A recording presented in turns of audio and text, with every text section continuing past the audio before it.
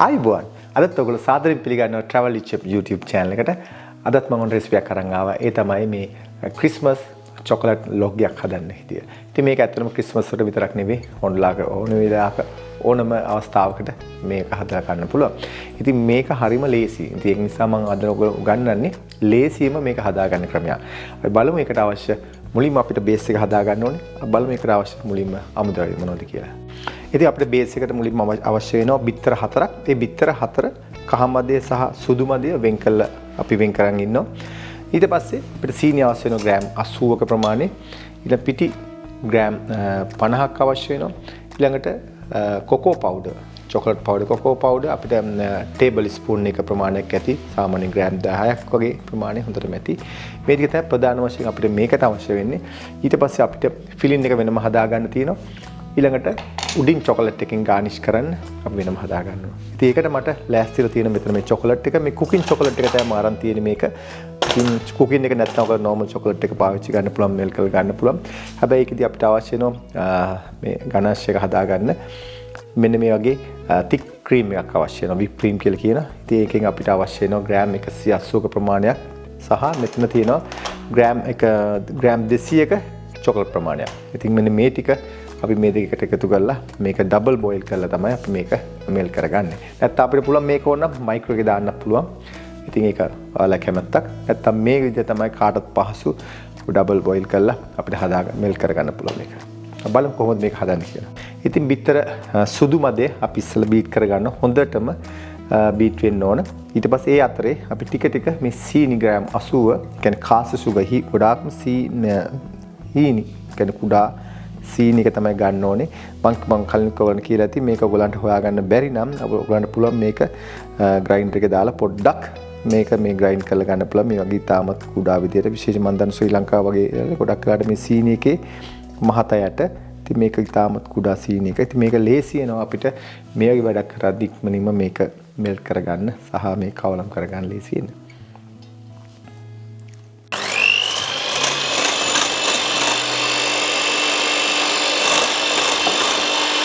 මේක හයි ස්පීඩ් එකේ කරාම ලේසි.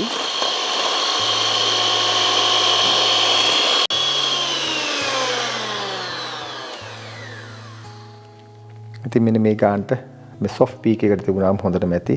ඉතින් මේ ගානට ආවම පස්සේ මේ සුදු මදේ නවත්තන්න. ඊට පස්සේ අපි සුදු මදේ හදගහම මේ බීට් කරගත්ත පැත්තකින් තියලා ඊට පස්සේ අපි මේ කහ මදේ ගන්නවා.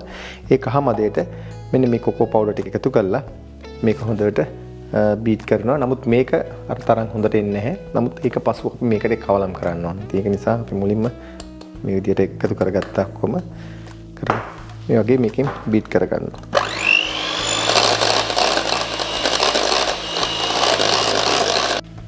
ඊට පසුව අපි දැන් මේකට මේ සුදු මදයට මෙන්න මේ ටික අපි මේ චොකලට් එක එතකොට මේ කහ මදයයි කොකෝ පවුඩර් එකතු කරගත්ත මිශ්‍රණය අපි මේ විදිහට මේකට එකතු කරගන්නවා. ඊට පස්ව අපිට තියෙන මේක හිමීට ෆෝල් කරන්න ඕනේ. මේක එකකින් කවලම් කරගන්න ඕනේ. පරිස්සමෙන් මේක ඕන්ට වඩා මේකේ තියෙන ෆෝම් වෙච්ච ගතිය නැති නොවෙන්න අපි හිමීට මේ කවලම් කරගන්න. ෆෝල් කරද්දී වාට මේ විස්ක් එකකින් ෆෝල් කරන්නත් පුළුවන්. එහෙම නැත්නම් ඔක ලී ස්පූන් එකකින් වුඩන් ස්පූන් එකකින් කරන්න පුළුවන්. මේ කරද්දී මේක මට පහසු නිසා මම මේ කරන්නේ. මේක හිමීට පරිස්සමට කරන්න ඕනේ. හරි පේෂන්ව කළා මේක හොඳ කලවම් වෙන්න ඕනේ. ඊට පස්සෙ අපේ තියෙන පිටි ටික පිටි ග්‍රෑම් 50ක් මේකට අපි හලලා දා ගන්න ඕනේ. නැත්නම් කැට තිබුණොත් ප්‍රශ්නයක් වෙනවා මේකෙදි. ඒක නිසා කලින් හලලා තියාගත්ත ප්‍රශ්නයක් නැහැ. මෙන්න මේ විදිහට හිමීට ෆෝල් කරන්න. ඉතින් මම පිටි ටිකත් මේ විදිහට ටිකෙන් ටික හලා ගන්නවා. ඒ ගන්න යමම්ම මේක මේ විදිහට ෆෝල් කරන්න. පිටි කොහෙවත් තියෙන්න බෑ මේක අපි බේකින් ට්‍රේ එකට දාද්දි. ඉතින් මේ වෙලාවේ මගේ oven එක උෂ්ණත්වය 180කට රෙඩි වෙලා තියෙන්නේ. ඇත්තටම මේක වැඩි වෙලා යන්නේ නැහැ. විනාඩි 10ක වැඩක්.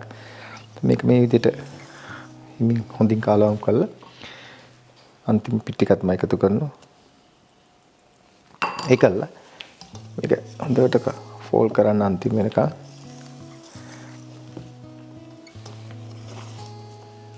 ඉතින් මේක හොඳට දැන් ෆෝල්ඩ් ඉවරයි. ඊට පස්සේ මගේ මේ ට්‍රේ බේකින් ට්‍රේ එක මේක සෙන්ටිමීටර් 38ක් තියෙනවා මේ පැත්තට.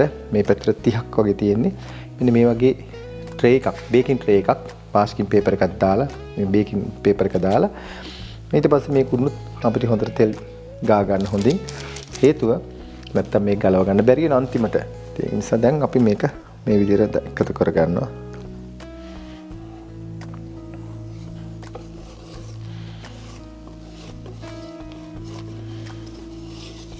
ඉතින් අපි ඊට පස්සේ මේ වගේ ස්පැචුලා එකකින් අපිට පුළුවන් මේක හොඳට තුනී කරගන්න. ඔක නැත්තම් ඔයගලන්ට මේකක් නැත්තම් ඔයගලන්ට මේ හැන්දකින් කරන්න. මේක එක සමාන්තරව මේ තුනී කරගන්න. මොකද අපිට අවශ්‍ය වෙනවා මේක රෝල් කරන්න. ඒ නිසා මේක දිග ප්‍රමාණය අනිවාර්යයෙන්ම අවශ්‍ය වෙන නිසා මේ විදිහට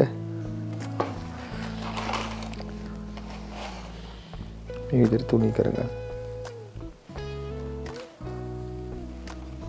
ඔයගලන්ට පේන ඇති මම මේ විදිහට හරි එක සමානව දාගත්තා. මේක උෂ්ණත්වය 180කට විනාඩි 10ක්. විනාඩි 10ක් 12ක් අතරේ මම මේක මේ බේක් කරගන්න. හැබැයි මේක මතක තියාගන්න ඕටෝ ඩ්‍රයි වෙන්න දෙන්න එපා. මම මේක බේක් කරගන්න දැන්. ඊළඟට මම කරන්නේ මේ චොකලට් ටික මෙල් කරගන්න යන්නේ හදන්නේ. ඒ නිසා මම මේ විදිහට ගින්දර අඩුවෙන් බොයිල් වෙන්න තියන්න එපා. මේක මේ වතුරේ කොනට වඩා සිම වෙන්න කියන්නේ යාන්තම් බිබිලි ගතිය තියෙන ගානට මේක ස්ටීම් කරගන්න ඕනේ. එතකොට මම එකතු කරගන්නවා මගේ මේ තික් ක්‍රීම් ටිකත් මේ විදිහට. ඉතින් මේකේ තියෙන රෙසිපි එක මම ඔයගලන්ට මේ ඩිස්ක්‍රිප්ෂන් බොක්ස් එකේ දාලා තියෙනවා. ඒ විදිහට බලලා මේක හරියට හදාගන්න. මේක හරිම ලේසි අමාරුනේ.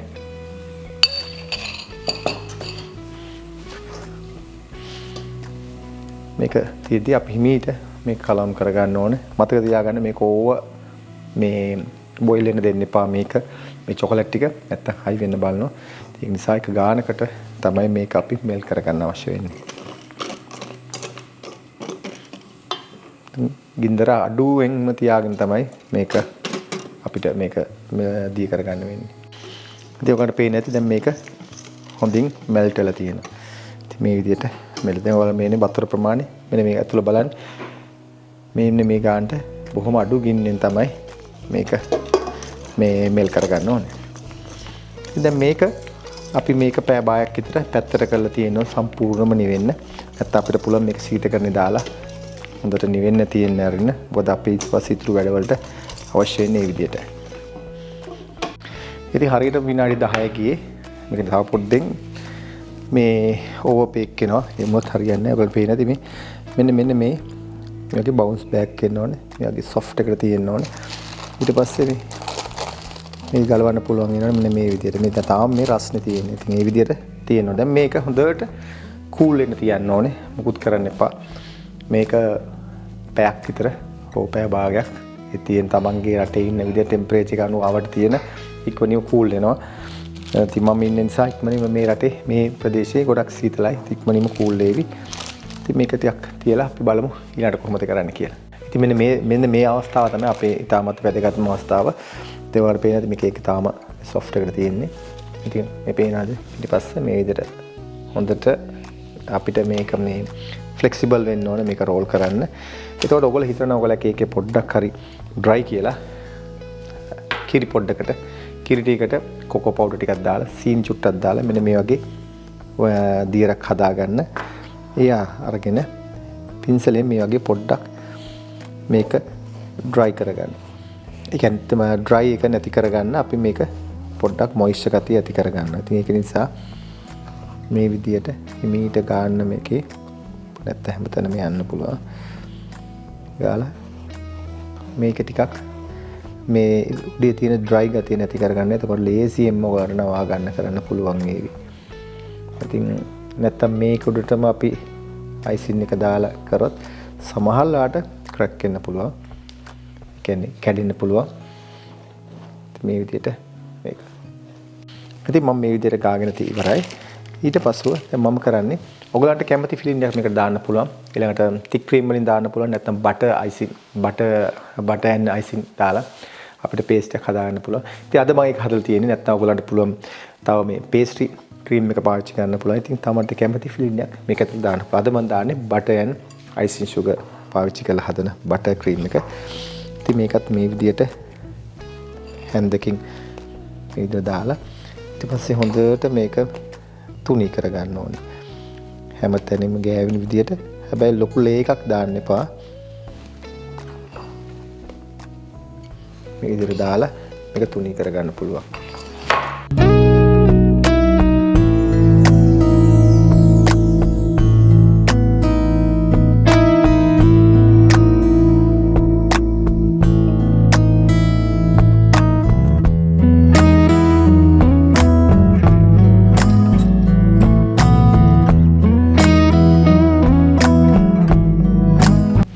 දැන් අපිට තියෙන්නේ මේක හොඳට රෝල් කරද්දී ඔයගොල්ලෝ දන්න ඔයගොල්ලගේ මේ යටයිම තැලෙන්නේ නැහනේ. මේක හොඳට තද කරලා හිමීට කරන්න මේක කලබලී කරන්න බෑ. ඊට පස්ව මේ විදියට ඔයගොල්ලෝ දන්නවා අනිවාර්ය යට ඇල්ල නැහැ කියලා හිමීට මේක රෝල් කරන්න මේ විදියට.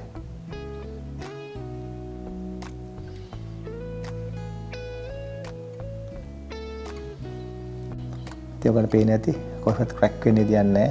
මගේ රෙසිපි එක හරියට ෆලෝ කරොත් ඔයගොල්ලන්ට මේ විදිහට හදා ගන්න පුළුවන්. දැන් ඔයගොල්ලන්ට මේ පේන්නේ නැති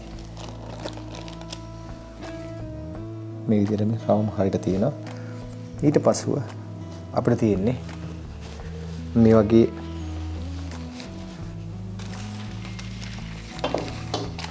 පාසින් පේපර් එකක් අරගෙන මේක වැඩිපුර තියෙනවා නම් අපිට පුළුවන් වුණා මේක අයින් කරලා දාන්න. මේ විදිහට ඊට පස්ව මේ වගේ නැවත පාස් පේපර් එක දාලා මේක රෝල් කරන්න. රෝල් කළා මේ දෙපැත්තම තද කරලා මේක පැය දෙකක් ෆ්‍රිජ් එකේ හොඳට කූල් වෙන්න තියන්න. මෙන්න මේ විදිහට හොඳ තද කරලා පැය දෙකක් තියලා ඊට පස්සේ අපි මේක ඇරලා බලලා අපි ලස්සන පුළුවන් චොකලට් ගානිෂ් එකක් කරගන්න. ඉතින් අපි මේ පැය දෙකකට පස්සේ මම මේක ඔයගලන්ට පෙන්නන්නේ දැන්.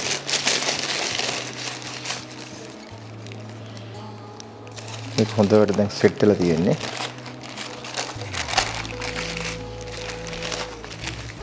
දැන් තියෙනවා අපිට ඕන විදියට ඕනම අපිට මේකට ගන්න ඕන නම් මේ ට්‍රේ එකට කෙලින් මේ තියාගන්න පුළුවන්. ඊට පස්සේ මේක උඩින් තියලා අපිට ගානිෂ් කරන්න පුළුවන්. නැත්තම් ඔයාලට ලේසි අමාරු නම් නැත්තම් මේ වගේ chopping board එක තියලා ගානිෂ් කරන්න පුළුවන්. හැබැයි මම හිතන්නේ පහසුයි මේ විදිහට කරන එක අපිට ගොඩක් වැඩ කරන්න පුළුවන්. ඊළඟට මම මේකෙදි පාවිච්චි කරනවා මේ මම හදාගත් චොකලට් එක. ඒකෙදි මේ වගේ නොසල්ස් තියෙනවා කීපයක් මෙතන තියෙනවා ඔකට පෙන්නන්නම් මම. මේකෙදි තමන්ට මේ වගේ ස්ටාර් එක පාවිච්චි කරන්න පුළුවන්. නැත්තම් මේක half ස්ටාර් එක පාවිච්චි කරන්න පුළුවන්. මේකේ උඩින් අපි ලස්සනට ඇඳ ගන්න ඕන මේක අපි චොකලට් එක ලේ කර ගන්න ඕන. ඒ කරද්දි අපිට අවශ්‍ය වෙන මෙන්න මේ වගේ half එක. ඉතින් ඒක නිසා දැන් මම මගේ චොකලට් එක හොඳට නිවිලා තියෙන්නේ. අපි මේක මේ විදිහට ඇතුළට දාන්න ඕනේ. පයිපින් බෑග් එකට.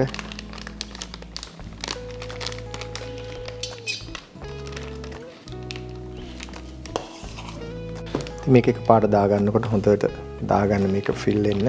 එතකොට ලේසි මොකද චොකලට් එක වැඩ කරනකොට ගොඩක් රස්නේ ගතිය තියෙන තැන් වල වැඩ කරන්න එපා. මේ කරද්දි නැත්නම් ඒක ඉක්මනට මෙල්ට් වෙන්න බලනවා. කළා මේක හොඳට පල්ලෙහාට ඇදගෙන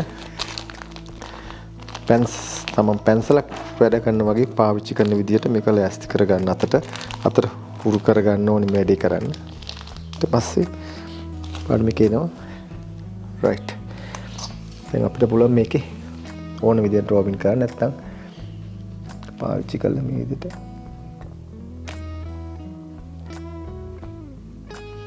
මේ විදිහට අපිට එක එක විදිහට මේක කරන්න පුළුවන් ඇද්ද කළා කෙලින් අතට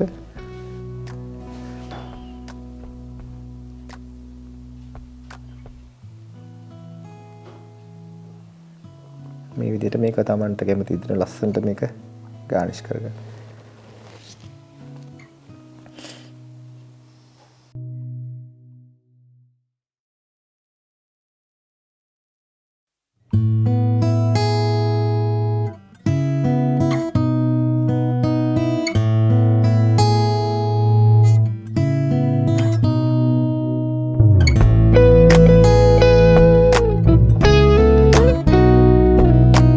ඊළඟට අපි මම පුළුවන් තරම් උඩ කරා. ඊට පස්සේ මේ අයින යටවල ඔක්කොම කරන්න ඕනේ. නමුත් අපි මේක මේ කේක් එක තියෙන යට අපි කරන්න යන්නේ නැහැ.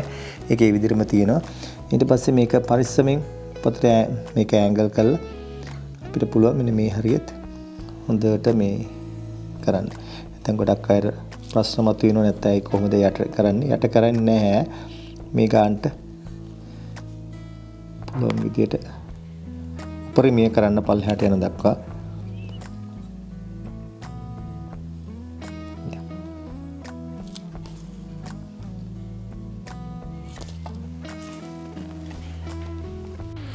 ඊට පස්සේ අපිට පුළුවන් මෙන්න මේ ක්‍රමයක ලස්සනම ගානිෂ් කරගත්ත. දැන් මේ එන්ඩ් එක මේ විදිහට කපන්න පුළුවන් පරිස්සමට.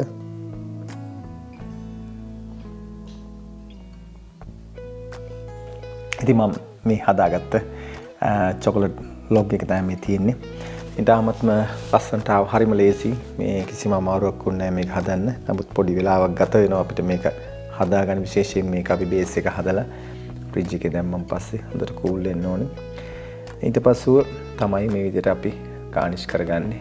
ඉතින් මේක හරිය ලේසියෙන් ඔයගලන්ට ඕනම අවස්ථාවකදී මේ විදිහට හදාගන්න පුළුවන්. ඊළඟට ඔයගලන්ගේ රෝසස් තියෙනවා නම් රෝසස් හදන්න පුළුවන්. නමුත් රෝසස් හදන්න බෑ මේ වගේ වෙලාවල් කරදී. නමුත් ෆ්‍රෙෂ් රෝසස් තියෙනවා නම් ඔයගලන්ට ඒක මේ විදිහට ගානිෂ් කරගන්න පුළුවන්. ඔයගොල්ලෝ කැමති එක. ඔයගලන්ගේ හිතේ තියෙන හැඩවල තියෙන ඕනම ගානිෂ් එකකින් මේක අපිට ලස්සනට මේ සරස ගන්න පුළුවන්. ඉතින් මම හිතනවා මේකත් ඔයගලන්ට හදන්න පුළුවන් කියලා. පුළුවන් වෙලාවක මේක හදන්න හරිම ලේසි. ඉතින් මේකෙන් ගොඩක් ඔයගොල්ලෝ ඉගෙන ගන්න ඇති. ඊළඟට මේකේ සම්පූර්ණ රෙසිපි එක මගේ මේ ඩිස්ක්‍රිප්ෂන් බොක්ස් එකේ මම පැහැදිලිව දාන්නම්. ඔයගොල්ලෝ බලා ගන්න පුළුවන්. ඉතින් ඒ අතරේ මොන හරි ගැටලුවක් තියෙනවා නම් අපිට මේ මෙසේජ් කරන්න. ඒ වගේ අමතක කරන්න එපා අපේ travel with chef Facebook page එක තියෙනවා. ඒ වගේම Instagram එකක් තියෙනවා. ඒකත් follow කරන්න. හේතුව බොහෝ අප්ඩේට්ස් අපි ඒකෙදි සඳහන් කරන නිසා. ඉතින් මම හිතන මේ වීඩියෝ එක ඔයගොල්ලෝ බොහෝ දේ ඉගෙනගෙන නැවතත් මේ වෙනි අලුත් වීඩියෝ එකක් හම්බෙනතුරු අදට ගිහින් එන්න. ඔබට සුබ දවසක්. ආයිබෝවන්.